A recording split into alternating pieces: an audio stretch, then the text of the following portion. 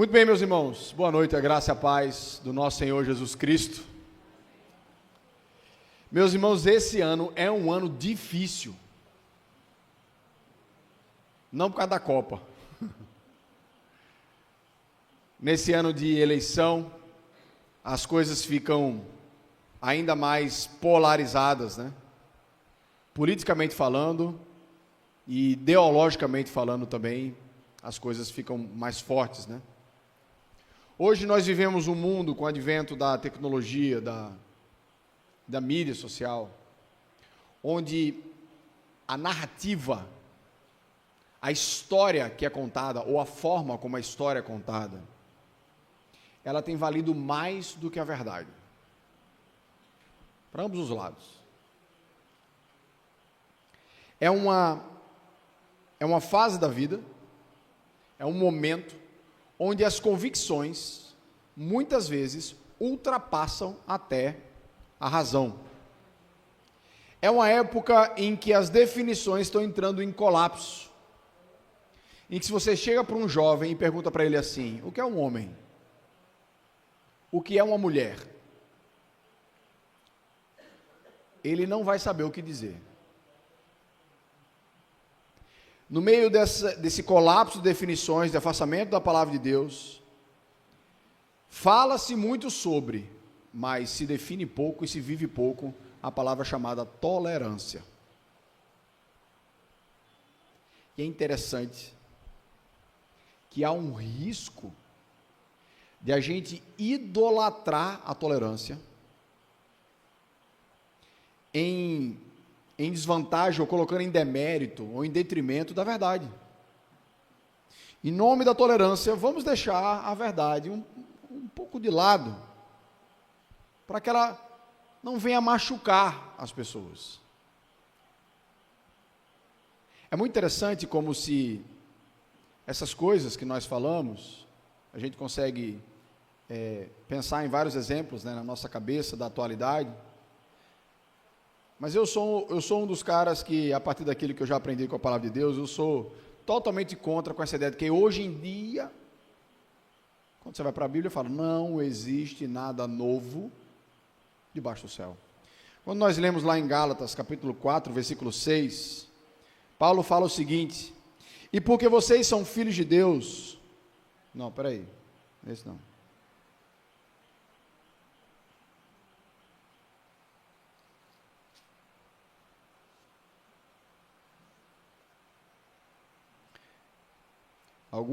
Algum texto aqui da digitação saiu errado.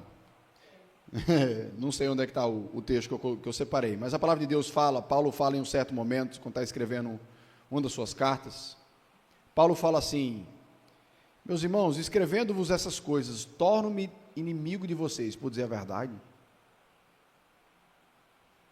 Paulo faz um questionamento que a gente está fazendo até hoje. Será que o simples fato da gente dizer a verdade, a gente se transforma em inimigos de alguns? Meus irmãos, a verdade segundo Jesus Cristo, ela é uma luz muito forte. Essa luz é tão forte que ela incomoda quem está nas trevas. Sabe aquele momentinho que você já está cansado, vai para o quarto, apaga todas as luzes, e já está ali há 5 minutinhos, ó. Aí o que acontece depois?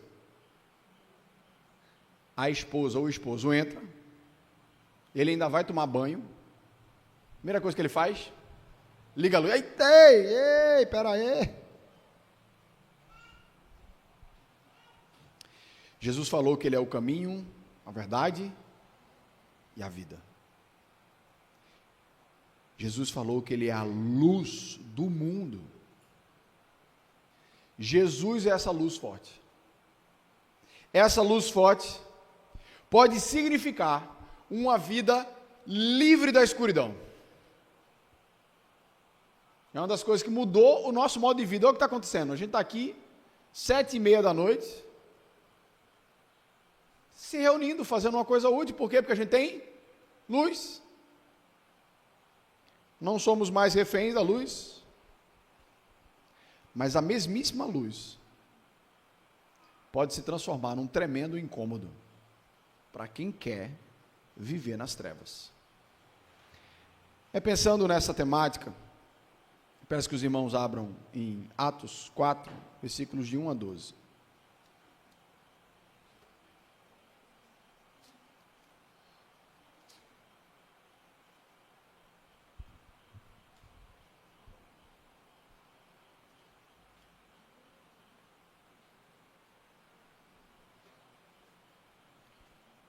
Atos capítulo 4, versículos de 1 a 12.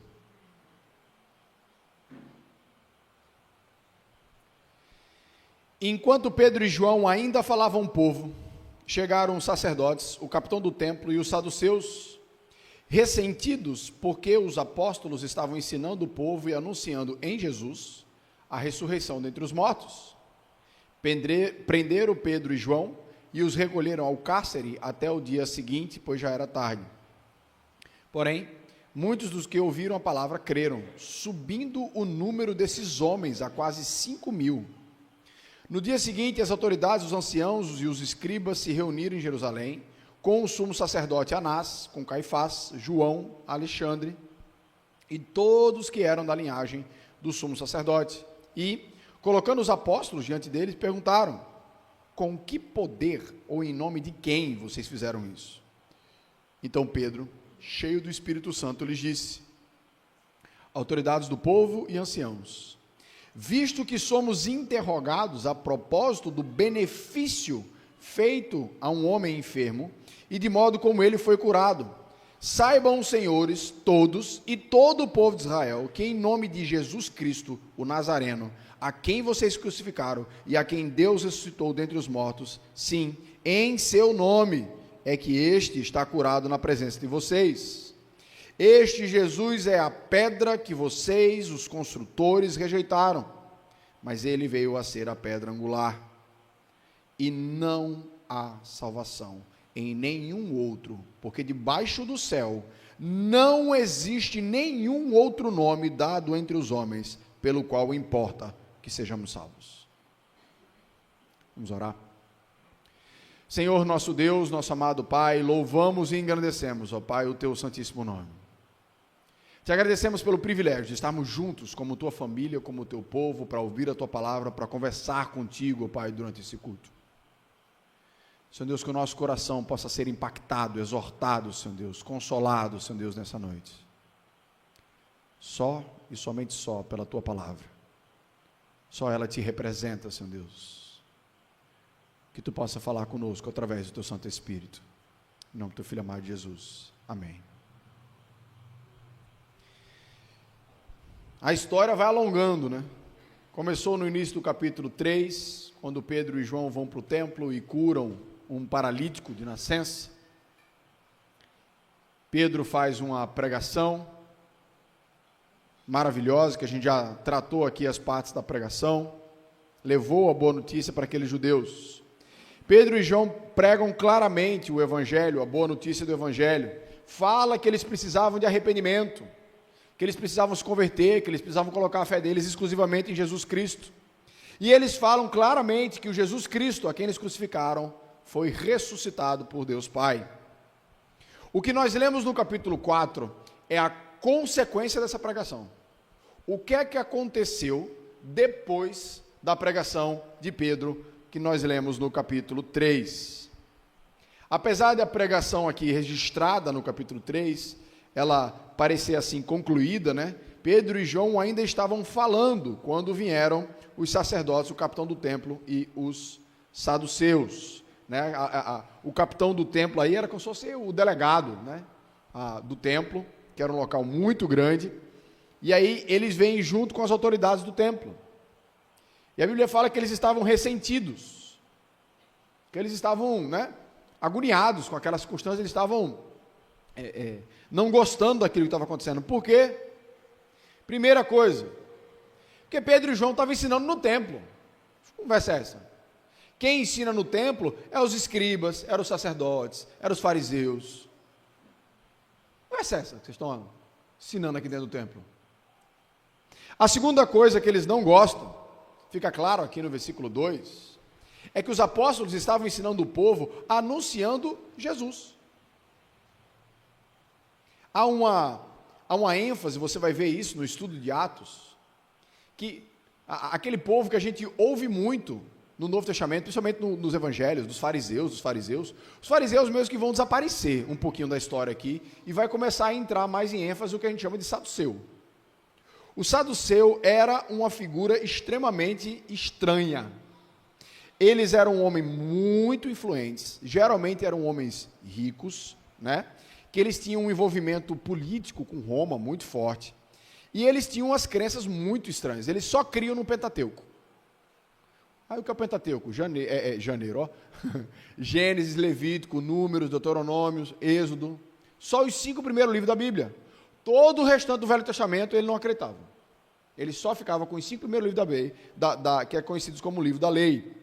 Eles não acreditavam em céu, eles não acreditavam em inferno, eles não acreditavam em anjo, eles não acreditavam em demônio. Eles acreditavam que Deus era um Deus distante, que deixa o homem livre para fazer as suas escolhas, que Deus não se envolve muito com as coisas da terra. Hoje, a gente chama essa galera de deísta. O que é um deísta? É alguém que acredita que Deus criou o mundo, botou para funcionar lá, e deixa ele funcionando lá. O que eles fizeram aí é o problema deles. Quem era deísta era Albert Einstein. Ele acreditava em Deus, mas ele não acreditava que Deus se relacionava com o mundo. Deus é só o Criador. Essa ideia vai totalmente contra a figura de Jesus Cristo. Se Deus colocou o mundo para funcionar e deixa o mundo lá funcionando, o que é que ele veio fazer aqui? O que é que ele encarnou? Não, isso não é Deus não, Deus não pisa aqui. Então, os saduceus, na verdade, eles eram mais gregos do que judeus, apesar de serem os sacerdotes do templo. Vê que bagunça. O grego pensava assim, o grego pensava que a matéria é ruim, né? As coisas funcionam mais pela reflexão e não pelo espiritual, né? E tinha uma coisa especial nos saduceus, que também existia nos gregos. Eles não acreditavam de jeito nenhum em ressurreição. Então, essa história de Jesus ressuscitar, e falei, não acredito. É algo que revira o olho, revira a alma, não acredito, quando dizendo que Jesus ressuscitou, quem crê nele ressuscita. Isso é absurdo, isso é ridículo. Esses eram os saduceus.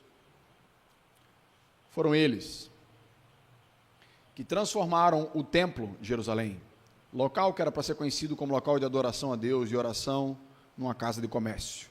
E é por isso que eles eram ricos.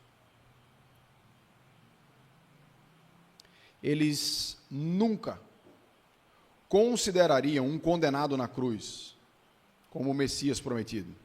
Então, pregar ao Jesus ressuscitado para eles era uma grande blasfêmia.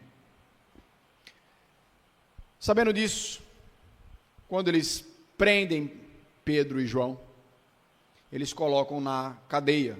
Já estava encerrando os trabalhos do templo, né? Talvez para dar uma mexida, né, no emocional de Pedro e João. Vamos botar esses caras na cadeia, amanhã a gente julga, deixa eles com as minhocas da cabeça funcionando, né? E uma coisa importante a respeito do livro de Atos é que essa é a primeira prisão do livro de Atos, porque vai ter um bocado. Essa é a primeiro momento em que os crentes são presos pela única e simples razão deles serem crentes. Mas o versículo 4 começa lindamente, diz assim: porém, muitos dos que ouviram a palavra creram, subindo o número desses homens para quase 5.000. Eles prenderam Pedro e João tarde demais. Os mensageiros estavam presos, mas a mensagem estava livre. A mensagem já havia sido pregada. O Espírito Santo tocou ali, e milhares creram na palavra de Deus. Tem uma discussão grande aqui, foram 5.000 homens, ou foram 2.000, porque ele fala subindo ao número de quase 5.000. Já tinha 3, na primeira pregação de Pedro em Pentecoste, se converteram 3.000. Agora chegou em 5 ou aumentou mais 5? Meus irmãos, se eu fosse pastor de Jerusalém, eu já estava desesperado com 3.000. Mais 2.000, mais 5.000. O que importa que a palavra de Deus está dizendo é, primeiro, ele está falando aqui de homens, não está incluindo aqui mulheres, não está incluindo aqui crianças. Quantas famílias foram transformadas nesse dia com a pregação de Pedro? A gente não sabe. Certamente o número, mesmo que tenha sido 2.000, é mais do que 2.000. Ou seja, a igreja praticamente dobrou depois desse tempo. Meus irmãos, o que essa partezinha, esse iniciozinho desse texto nos ensina, é simples. Quando você pregar claramente a palavra de Deus, o evangelho de Jesus Cristo, a boa notícia de que o Jesus ressuscitado morreu pelos nossos pecados, você pode esperar duas coisas. De um lado, você pode esperar conversão e transformação na vida das pessoas. Ao ouvir a mensagem do evangelho através do Espírito Santo de Deus e crer em Jesus Cristo, elas podem ser completamente transformadas. Inicia-se um processo de transformação da vida da família e de todas as conexões daquela pessoa. Lembra da história de Zaqueu? Zaqueu era ladrão, era cobrador de impostos. Quando ele ouve o evangelho, seu coração se transforma. O dinheiro não é mais o seu Deus. E ele dá metade do que ele tem aos pobres e ainda devolve a quem ele roubou. Mas nós também podemos esperar outro tipo de reação. Nós podemos esperar ódio, perseguição, sofrimento, simplesmente porque você está pregando a verdade da palavra de Deus. Aqueles homens, aquelas famílias se converteram porque a mensagem da palavra de Deus, ela é viva, ela é poderosa e ela é verdadeira. Nesse dia iniciou um processo que impacta a cidade de Jerusalém. Milhares de famílias transformadas pelo evangelho. Milhares de famílias que tiveram as suas dívidas canceladas diante de Deus. Seus pecados perdoados diante de Deus. Milhares de famílias onde receberam o refrigério da alma, fruto do relacionamento com Deus restaurado, que foi isso que Pedro falou na pregação dele. Nós pregamos a verdade por uma razão simples, porque ela é real, porque ela transforma as pessoas. Quando eu era mais novo, em uma das minhas crises de fé, será que esse negócio de evangelho é verdade mesmo? Será que não é?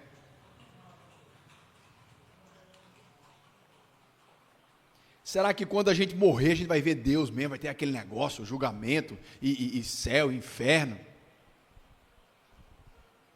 Eu conseguia duvidar de muita coisa, mas existia uma coisa que eu nunca consegui duvidar, certo? Digamos que essa história toda de Jesus e de Bíblia é tudo mentira. Como é que explica a transformação na vida das pessoas? Como é que explica pessoas que eram totalmente diferentes, e só por causa dessa mentira, elas viraram pessoas completamente diferentes, que cuidam mais dos seus filhos, cuidam mais das suas esposas, dos seus esposos, são melhores profissionais. Como? Eu não conseguia explicar. Era uma âncorazinha no meu coração, o testemunho da vida dos meus irmãos. Mas para aqueles que rejeitam a palavra, espere por ódio. Difícil ouvir isso, né?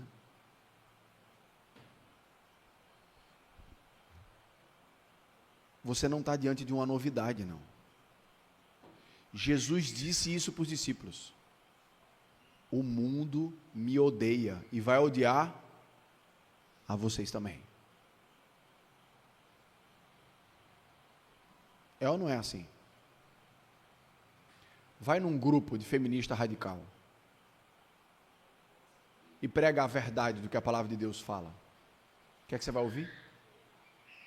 Você vai ouvir ódio. Mesmo que eu leve a verdade em amor.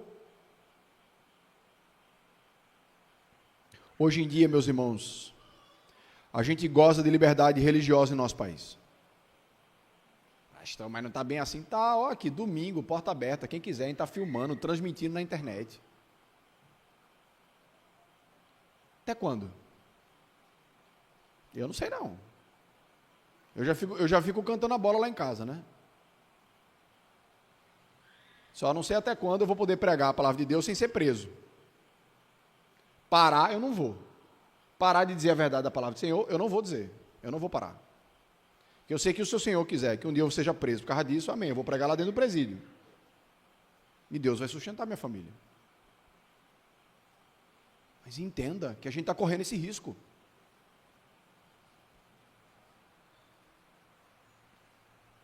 Para aqueles que amam a escuridão, eles vão procurar tirar todas as pedras possíveis que ele tem para poder apagar a luz. Nós somos a luz do mundo, nós estamos representando o nosso Senhor Jesus. As pedras virão para nós.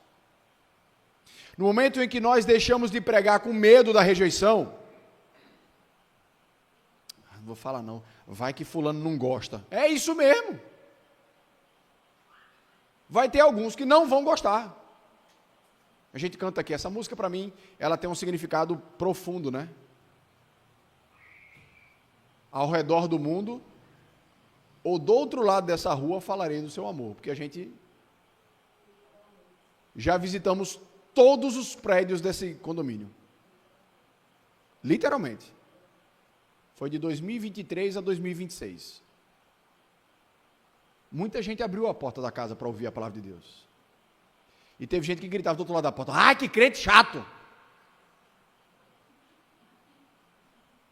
E a gente, tá bom, Deus abençoe.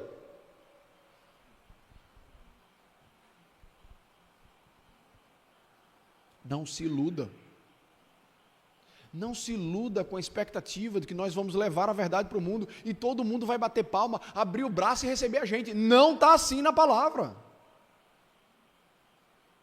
Mas tem esperança no coração, porque tem uns que vão abrir e a casa deles vão ser transformadas pela verdade.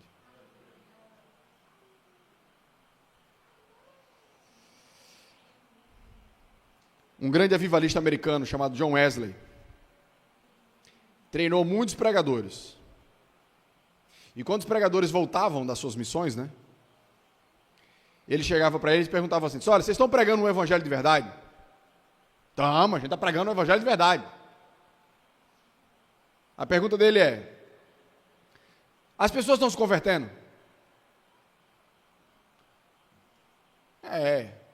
Às vezes sim, às vezes não. As pessoas estão lhe odiando? Não. Então, de duas uma. Quando nós pregamos o evangelho, ou as pessoas se convertem, ou elas nos odeiam. Não é porque a gente é chato, não.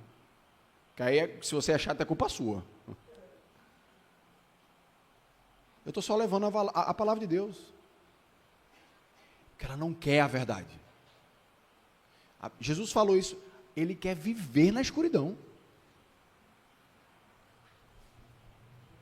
Meus irmãos, se nós travamos a boca por medo da rejeição, nós estamos tendo mais medo dos homens do que do Senhor. O texto aqui continua falando no versículo 5, que no dia seguinte, as autoridades se reuniram, ali em Jerusalém. No dia seguinte, 2 meses depois do julgamento de Jesus, o mesmo sinédrio que matou Jesus se reúne para poder discutir a vida daqueles apóstolos. Imagina o sinédrio, fala: rapaz, a gente matou o outro. Agora, 2 meses depois, de novo vem falar dele. Se esse negócio não já estava resolvido, né? Ainda chegou uns aqui dizendo que ele ressuscitou. A gente calou a boca deles, dando dinheiro para os guardas, que foi isso que aconteceu. E eles estão pregando de novo. Os caras, quando a gente foi prender Jesus, fugiu tudinho. Aí agora, está aqui dentro do templo, pregando, fazendo milagre, usando a Bíblia. Não é o mesmo apóstolo não, irmão. Os apóstolos estavam diante de um tribunal corrupto. Mas quem os protegeram, Deus justo. Meus irmãos, enquanto havia o tribunal ali, O texto deixa aparecer que estava ali na frente o coxo. Fui eu que fui curado, viu? Que todo mundo conhecia. E do lado de fora, 2.000 famílias de crentes. Glorificando a Deus, encantado com a mensagem da palavra de Deus, transformado pela palavra de Deus. Eram 2 homens simples, pescador, falando diante de homens ricos, poderosos, que odiavam a eles. A pergunta que fizeram para Pedro e João não era para saber a verdade. Com que poder? No nome de quem vocês fizeram essa cura? Talvez o caminho fosse o mesmo caminho de Jesus, né? O senhor faz esses milagres aí no poder de quem? Você faz no nome de Satanás. Ó a acusação para Jesus. Talvez fosse o mesmo caminho, né? Aqueles homens ali do Sinédrio, acostumados com poder, eles estavam com medo, estavam com a mão atada. Esse rapaz vai perder a influência da gente. Versículo 8. Então Pedro, cheio do Espírito Santo. Meus irmãos, parem para entender uma coisa aqui, de ser cheio do Espírito Santo. Você está lembrado que Pedro estava em Pentecoste. Ele estava ali, ele foi batizado com o Espírito Santo, foi capacitado para testemunhar. A gente está vendo um Pedro diferente, por conta do Espírito Santo de Deus, do derramamento especial de Deus sobre Pedro. Mas nesse momento específico, a Bíblia fala, ele estava cheio do Espírito Santo. Meus irmãos, tem momentos que o Espírito Santo se manifesta em nós de maneira abundante. Sabe o que é interessante? Que em Mateus 10, versículos 19 e 20, Jesus diz assim, olha, quando vocês ficarem diante das autoridades, não se preocupem com o que vocês vão falar, porque o Espírito Santo coloca lá as palavras na sua boca. O que é que eles estão vivendo aqui? É o cumprimento da promessa de Jesus.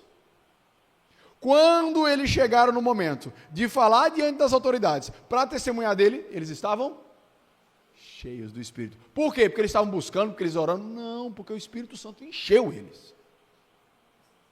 É uma ação soberana da parte de Deus. Assim como foi o batismo. Pedro não podia mais negar. Pedro não podia mais se calar. Aquele Pedro covarde que diz que não conhece Jesus, que não sabe quem é ele, não dá mais. Não, eu não posso fazer aquilo mais. Porque a essência, meus irmãos, de ser discípulo de Jesus é ser testemunha. Se você negar isso, você está negando que você é crente. Não existe crente que, em nome da tolerância, guarda a fé para si. Não existe isso. Não, aqui para ficar num ambiente de paz, eu vou fingir que eu não sou crente. Eu sei quem é Jesus, eu estou guardado para mim. Né? Cada um crê no que quer. É verdade, cada um crê no que quer. Mas faz parte da essência da sua fé comunicá-la. Nós devemos clamar ao Espírito Santo para termos ousadia para falar do nosso Senhor Jesus. Eu amo essa palavra, porque ela me desafia. Para algumas coisas eu sou covarde, e eu devia ser ousado.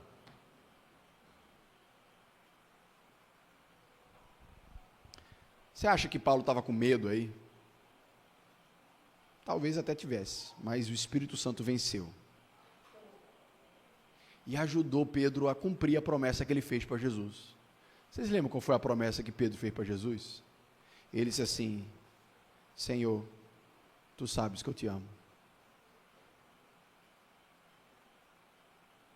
Aqui era o momento de mostrar que ele me amava. E ele mostrou.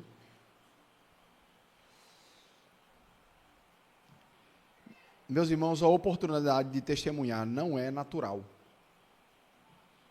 Você não vai entrar no ônibus, aí senta do lado da pessoa, a pessoa faz, oi, boa tarde, tu pode falar de Jesus para mim? No dia que socorrer, pelo amor de Deus, está te entregando já o pão, o queijo, e ainda vem com a sanduicheira para fazer o sanduíche. Mas isso não vai acontecer. A ousadia da pregação, ela envolve falar algo a mais. Vou falar um pouco mais sobre isso daqui a pouco. Eu preciso ter ousadia. Eu preciso ter coragem para fazer uma coisa diferente. Então, o que é que Pedro falou aqui, cheio do Espírito Santo? A primeira coisa que ele faz é deixa eu só dizer um negócio aqui. A gente está sendo julgado porque a gente curou alguém, foi? É isso mesmo? Eu estou sendo julgado porque a gente curou um paralítico. É tipo assim, a razão daquele julgamento já está maculada, porque geralmente ninguém é julgado por uma coisa boa que você está fazendo, né? Sempre uma coisa ruim.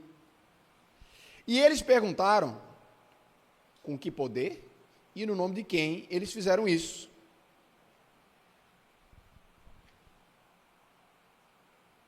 Pedro podia, gente, dizer assim, foi o nome de Jesus.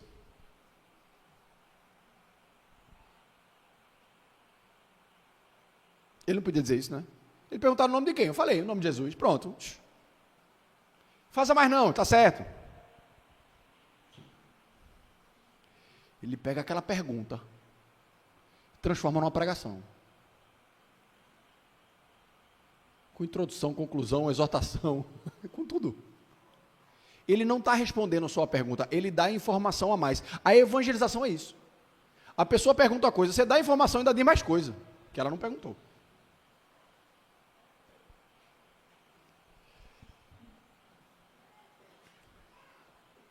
E sabe o que eu acho impressionante?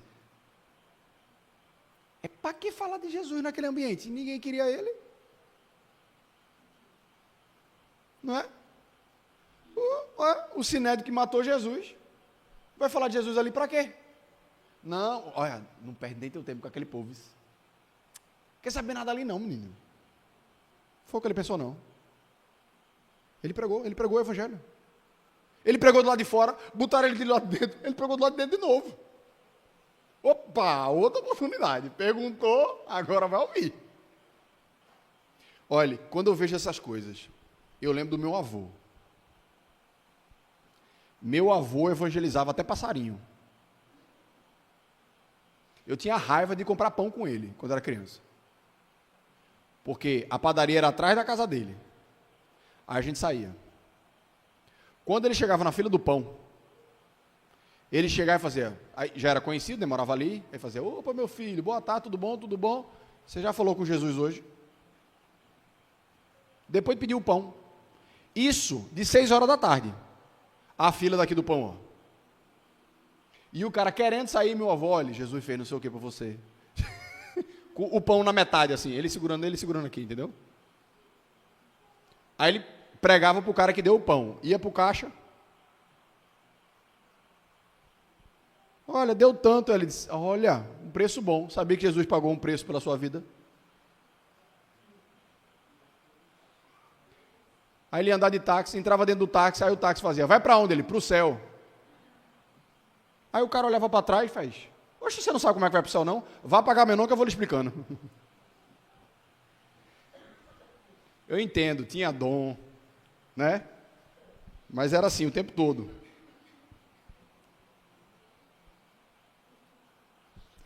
A gente tem que ficar pensando como é que a gente fala de Jesus para as pessoas. Eu estou aqui com o coração pequenininho, porque eu escrevi essa pregação na quarta-feira, na quinta-feira Deus me deu uma oportunidade e eu acovardei, aí eu já pedi perdão na sexta. A gente está fazendo um tratamento com a minha filha, a gente foi fazer um exame, e o exame deu maravilhosamente melhor do que o primeiro. Aí Deus mostrou, disse, ó, isso é fruto de oração. Olha que oportunidade linda para eu pregar.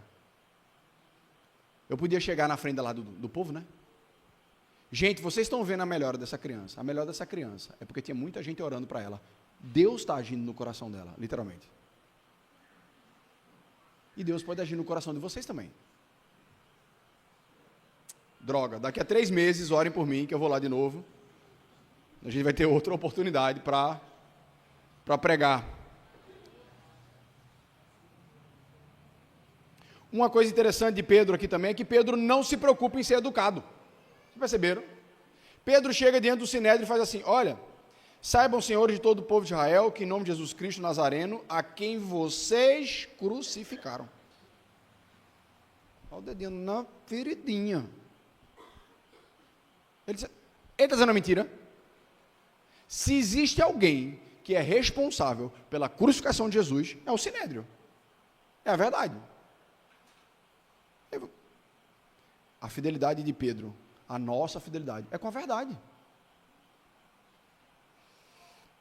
Então, para que eles soubessem que Jesus era o Salvador deles, eles primeiro precisavam reconhecer que eles pecaram, que eles erraram. Senão, quem não sabe que é pecador não precisa de salvação. Senão, eles precisam entender que eles erraram. E aí, Pedro, mais uma vez, isso é lindo de Pedro, viu? A pregação de Pedro é expositiva, sempre tem Bíblia na pregação de Pedro, tá? Este Jesus é a pedra que vocês, os construtores, rejeitaram. Ele está citando aqui o Salmo 118, 22.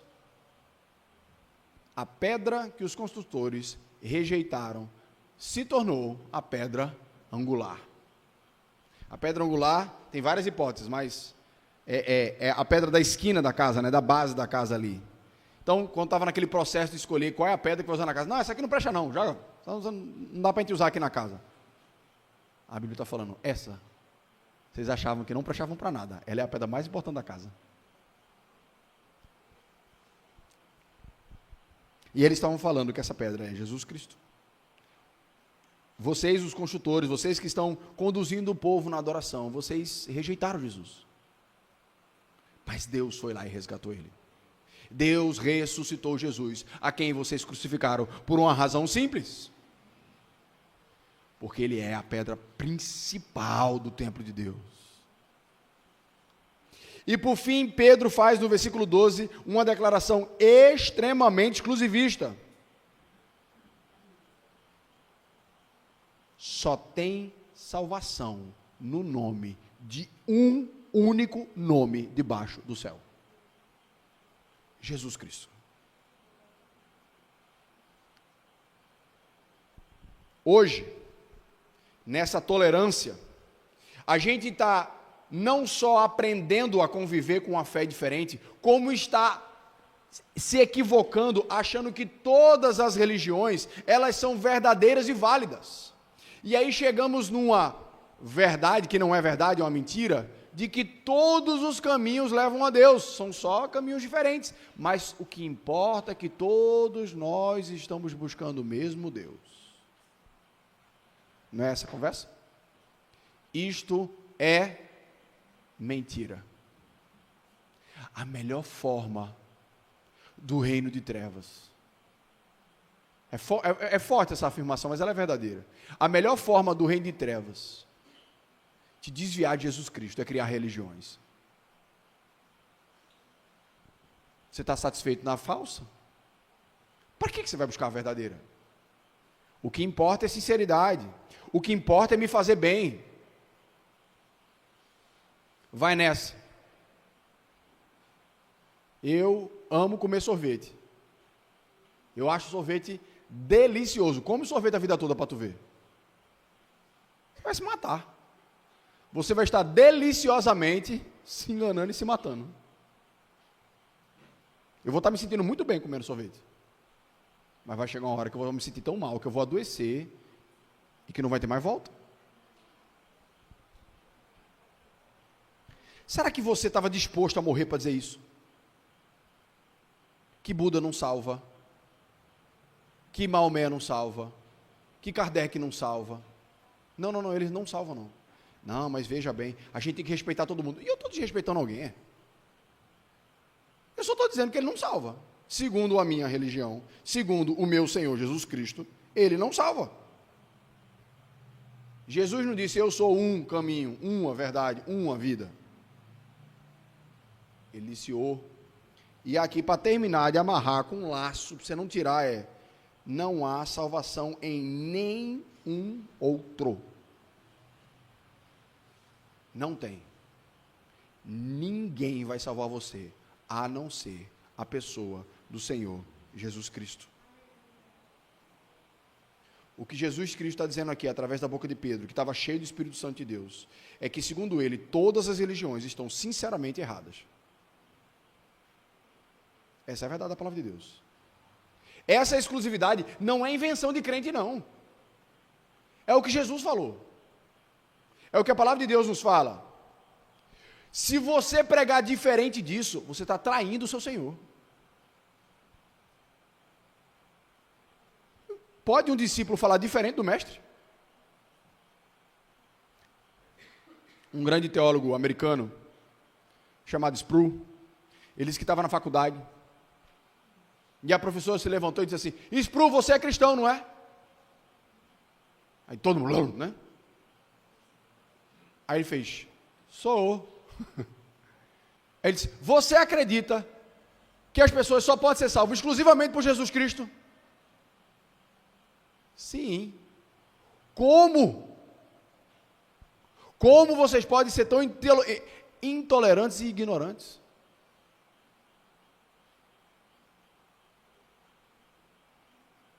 Ele disse: eu era novo, não sabia o que dizer.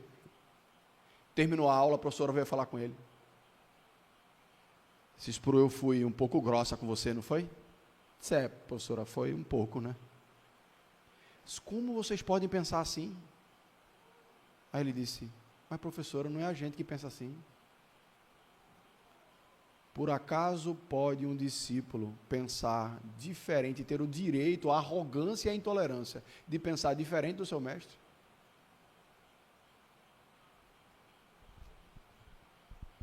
A essência do Evangelho é que nós somos pecadores e que nós precisamos de um Salvador. Um aprimoramento não é o suficiente. A gente precisa de um resgate, a gente está perdido, a gente está afundado em dívida, a gente precisa de perdão. Só Jesus Cristo pode fazer isso para a gente.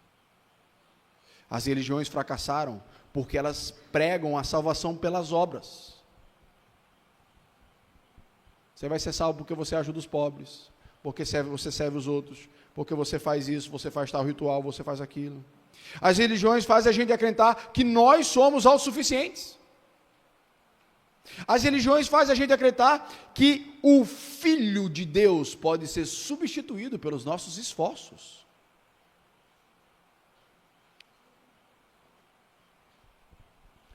Quando você chegar diante de Deus, seus esforços não vão valer de nada, porque eles são insuficientes diante de Deus.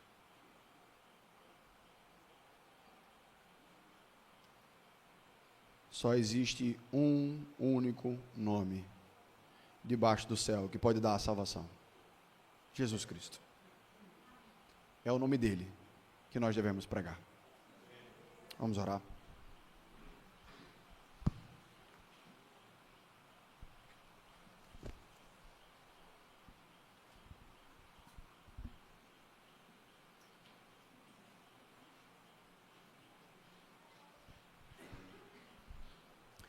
Senhor Jesus Cristo, que privilégio estar aqui, Senhor Deus, 2000 anos depois, celebrando o nosso Senhor que está vivo. O privilégio de ouvir a pregação do Evangelho e dizer: Senhor Deus, maravilha, o Senhor me salvou.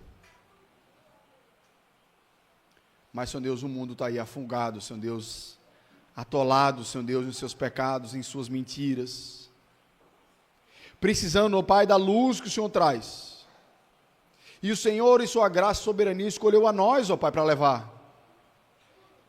Então, Senhor Deus, nós clamamos a Ti por misericórdia e por ousadia. Tem misericórdia, ó Pai, do que nós temos sido, e nos dá ousadia para sermos aquilo que nós não temos sido, ó Pai. Que essa semana, Senhor Deus, que nessa semana o Senhor nos dê uma oportunidade, que a gente precise da ousadia vindo do Teu Santo Espírito para pregar a Tua palavra, Senhor. E que a gente pregue com a boca cheia, alegre. Que nós sabemos quem é Jesus Cristo.